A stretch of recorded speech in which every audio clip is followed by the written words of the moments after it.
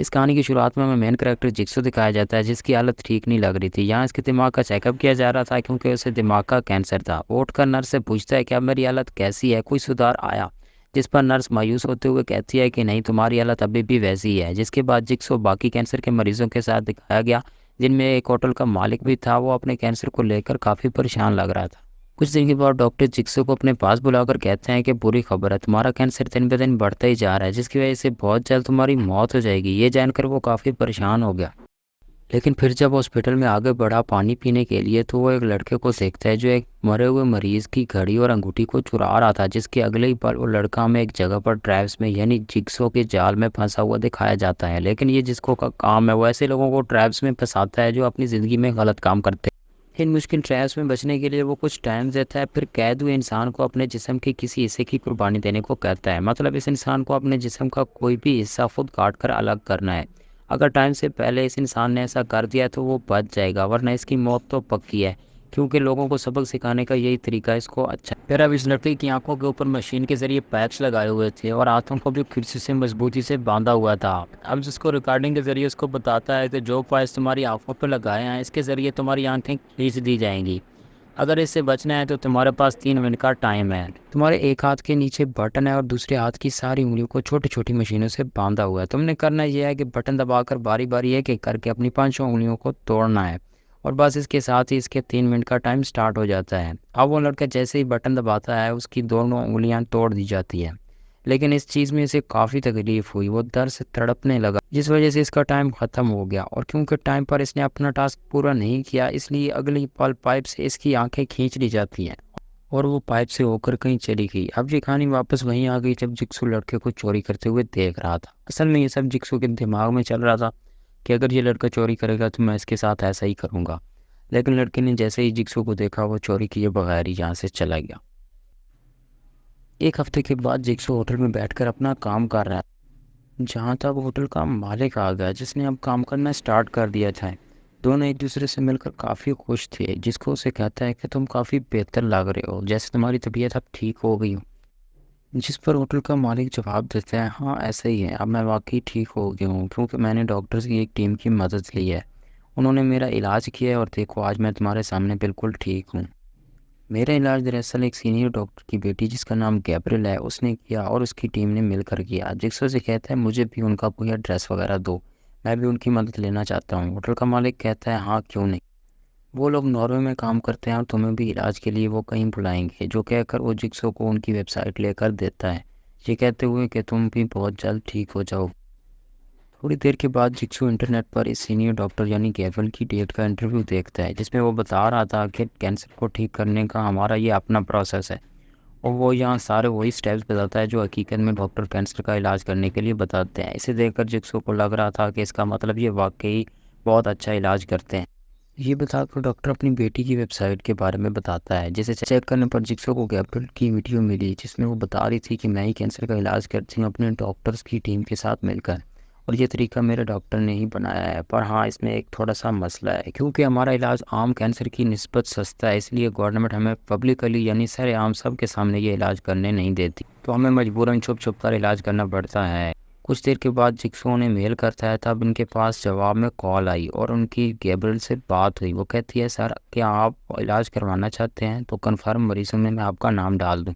जिसमें वो हाँ कह देता है। फिर गैब्रियल कहती है ठीक है सर, मैं आपको अपने अकाउंट्स की डिटेल दे देती हूँ, जिसमें आप $2.5 लाख भेज दीजिए और आपको इलाज करवाने मेक्सिको आना होगा। फिर अगले दिन जिक्सो मेक्सिको के लिए निकल गया। तब एक लड़की दरवाजे पर आई जो घर के केयर टेकर थी, यानी घर का ख्याल रखती है, और वो जिक्सो और उसके सामान अंदर लेकर आती है। जिसके बाद जिक्सो की मुलाकात गैब्रियल से होती है। वो उसका अच्छे से वेलकम करती है और कहती है चले मैं आपको बाकी टीम से मिलवाती हूँ। जो कहकर उसे एक फैक्ट्री में लेकर गई, जहाँ वो अपने साथियों के साथ मिलकर लोगों का इलाज कर। अंदर सबसे पहले जिक्सो एक डॉक्टर से मिला, फिर वापस आकर गैब्रियल और जिक्सो आपस में बात करने लगे। गैब्रियल उसे पूछती है आप क्या काम करते हैं। जिक्सो कहता है कि मैं इंजीनियर, इसके अलावा लोगों की मदद भी करता हूँ। जो सुनकर वो काफ़ी मुतासिर हुई। अब रात को जब जिक्सो सो रहा था तो उसे बाहर से आवाज़ें आने लगी।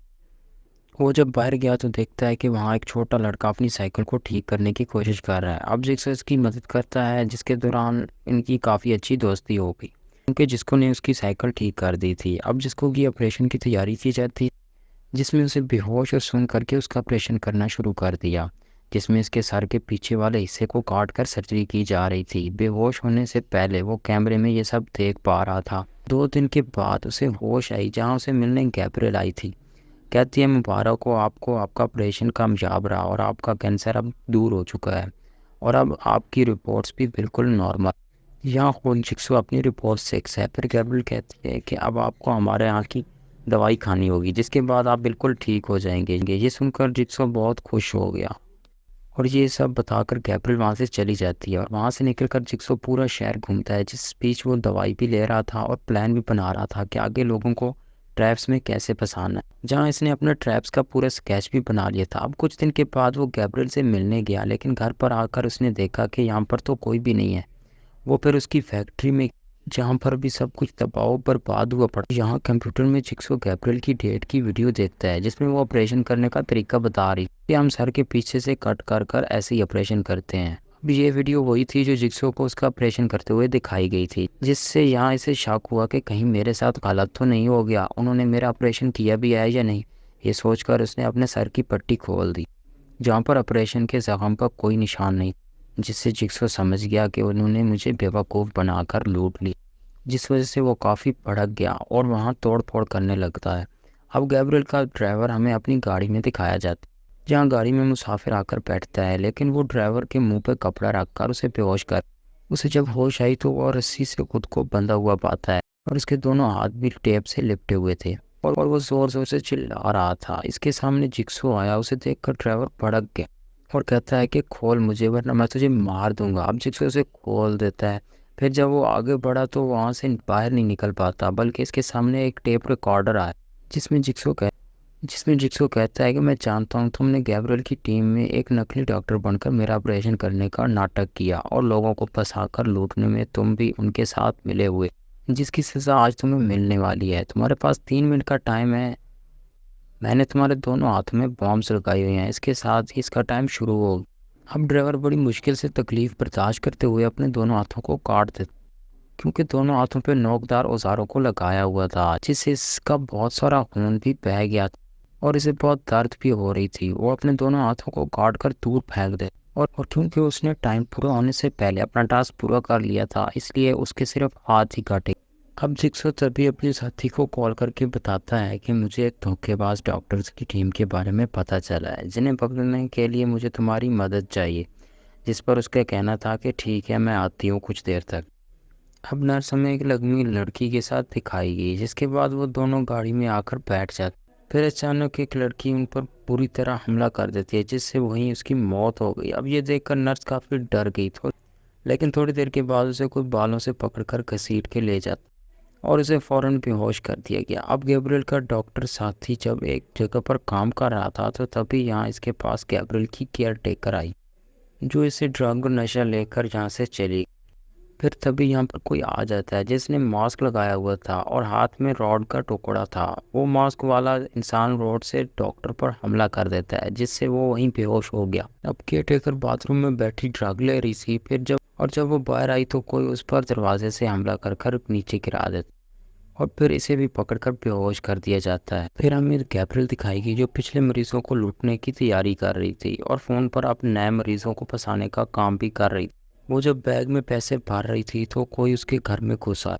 वो शख्स इतनी ज़ोर से घर में दाखिल हुआ कि टेबल का कार्ड टूट जाता। इससे गैब्रियल घबरा गई और वो अपनी गाड़ी में बैठकर यहाँ से निकलने की कोशिश करती है, लेकिन तभी इसके सामने वही पगमैन वाला इंसान आ जाता है। उसे देखकर वो गाड़ी आगे नहीं बढ़ाती और तब पिछली सीट पर जिक्सो उसकी गर्दन पे बेहोशी का इंजेक्शन लगा देता है। लेकिन बेहोश होने से पहले मास्क वाला इंसान, जो असल में जिक्सो की साथी थी, वो अपना मास्क उतार देती है।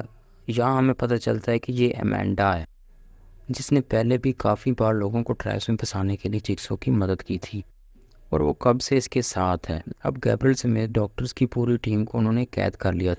जब सबको होश आया तो वो गैब्रियल की फैक्ट्री में ही खुद को पाते हैं, जहाँ तभी इनके सामने जिक्सो और अमेंडा आ जाते हैं। गैब्रियल पूछती है कि आखिर तुम हमारे साथ ऐसा क्यों कर रहे हो। जिक्सू ने जवाब दिया कि तुम्हें बेहतर पता है कि मैं ऐसा क्यों कर रहा हूँ। वो फिर नर्स के पास आया और कहता है कि हमेशा की तरह तुम सब भी मेरे ट्रैप्स में फंसे हुए हो। नर्स को इसने कहा कि आज सबसे पहले मैं तुम्हारे साथ गेम खेलूंगा। तुम्हें 3 मिनट का टाइम दिया जाएगा जिसमें तुम्हें मेरे ही एक औजार से अपना पैर गार्ड कर खून दूसरे बॉक्स में भरना है। लेकिन हाँ, बॉक्स पूरा भरना चाहिए। अगर तुमने ऐसा कर लिया तो तुम जिंदा बच सकती हो, वरना तुम्हारी गर्दन के पास लगी तार तुम्हारी गर्दन को काट देगी। ये कहकर जिक्सू ने मशीन को चला दिया और बाकियों को कहता है कि अभी तुम नर्स के साथ खेली जाने वाली गेम को देखो और इसी तरह बचने का एक चांस तुम्हें भी दिया जाएगा। अब जिक्सू गैब्रियल को उन मरीजों की पूरी लिस्ट दिखाता है जिन्हें उसने लूटा था। वो कहता है तुमने बहुत गलत किया, तुम्हारे अंदर इंसानियत नहीं है। तुमने सारे मजबूर लोगों की मजबूरी का फायदा उठाया है, सारी हदें पार कर दी, जिसकी सजा अब तुम्हें मिलने वाली है। ये बताकर जिक्सू और अमेंडा वहां से निकल जाते हैं। अब टाइम शुरू हो गया। नर्स अपनी जान बचाने के लिए जिक्सू के हथियार को लेकर अपनी टांग को काटने लगती है, जिसमें उसे बहुत दर्द हो रही थी। वो किसी तरह अपनी टांग काट देती,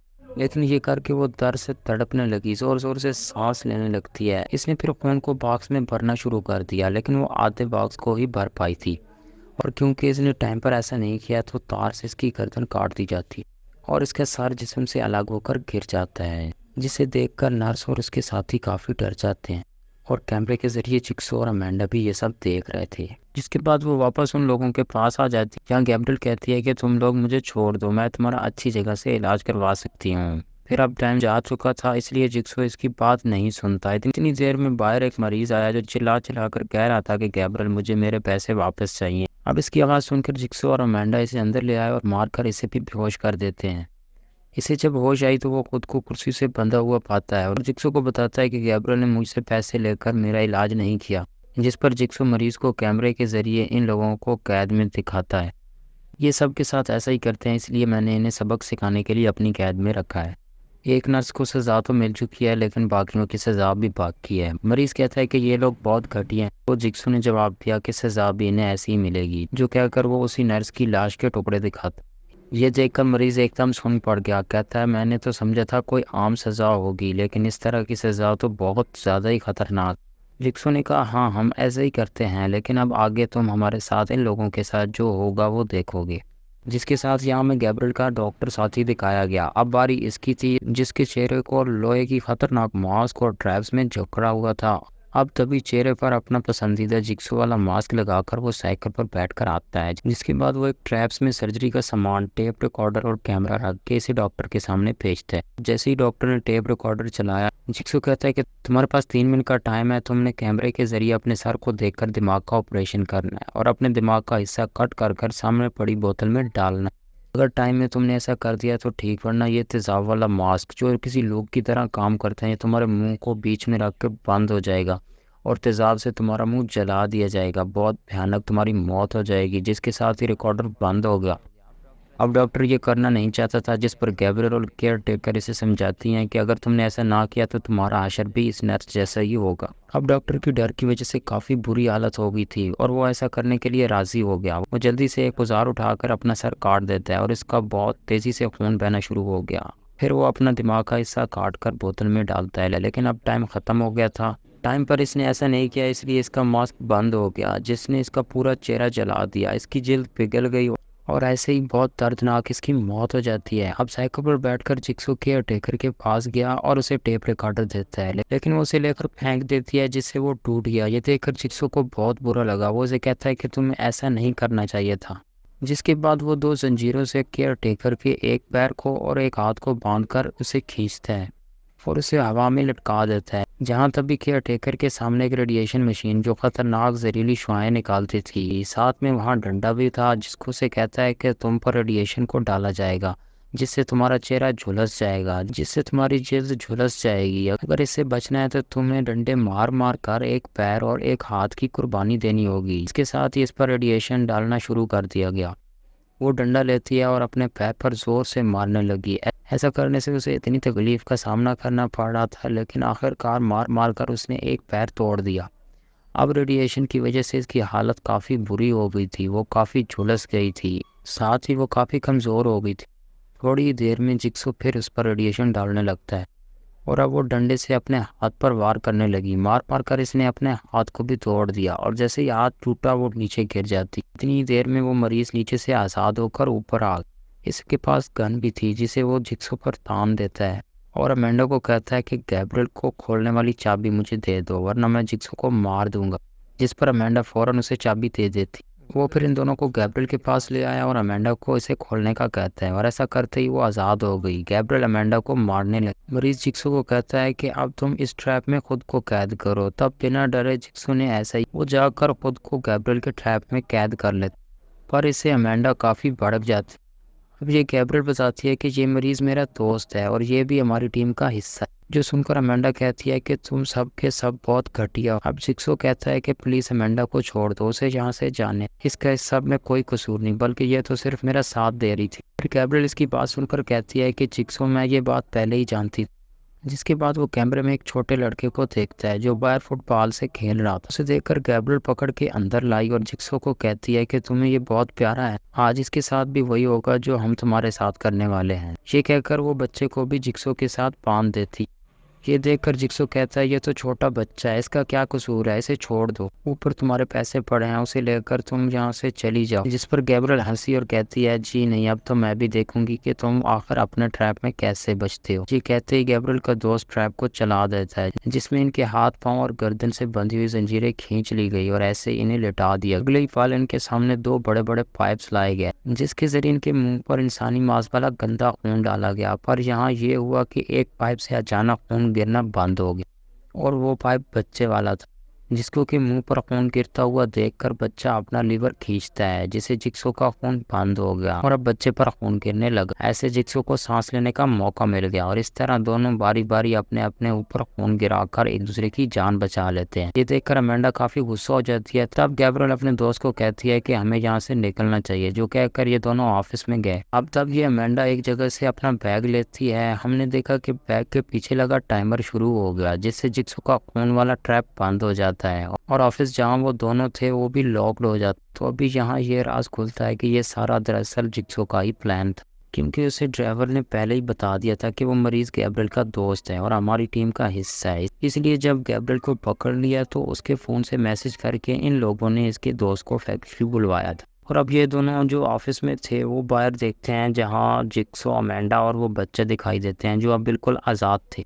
और फिर तभी ऑफिस में जिक्सो की रिकॉर्डिंग चल पड़ती है। वो कहता है थोड़ी देर में यहाँ जहरीली गैस छोड़ी जाएगी और तुम एक सुराग से अपना मुंह बाहर निकाल कर ही अपनी जान को बचा सकते हो, लेकिन एक मुश्किल है। मुंह बाहर निकालने के लिए यहाँ पर सिर्फ एक होल बना हुआ है और तुम में से कोई एक ही बच सकता है। इसका फैसला अब तुम्हें करना है, कौन मरेगा और कौन बचेगा। और फिर इसके साथ ही ऑफिस में जहरीली गैस छोड़ दी जाती है। जहाँ वो दोनों तड़पने लगे, वो कुर्सी से ऑफिस को तोड़ने की कोशिश भी करते हैं लेकिन कोई फायदा नहीं होता। तब यहाँ गैब्रियल सुराग ढूंढकर वहाँ से अपना मुंह बाहर निकालती है। ये देखकर इसका दोस्त बहुत गुस्सा हो गया और वो उसे साइड में कर अपना मुंह बाहर निकालता है। अब गैब्रियल भड़क गई और वो अपने दोस्त पर हमला कर देती है और वापस अंदर आकर उसे पहले खूब पीटती है और फिर चाकू से उसे मार डालती है। जिसके बाद वो सुराग से अपना मुंह बाहर निकालती है और जिक्सो, अमेंडा और बच्चे को देखती है और वो यहाँ से निकलने लगते हैं। और अब टाइम ख़त्म होते ही गैस बंद हो जाती है और ऐसे गैब्रियल की जान बच जाती है। अब क्योंकि ऑफिस लॉक्ड है तो वो यहीं फंसी रह जाएगी और तड़प तड़प कर इसकी मौत हो जाएगी और इसे अपने किए की सज़ा मिल जाएगी, बाकियों की तरह जो वो लोगों को लूटती थी।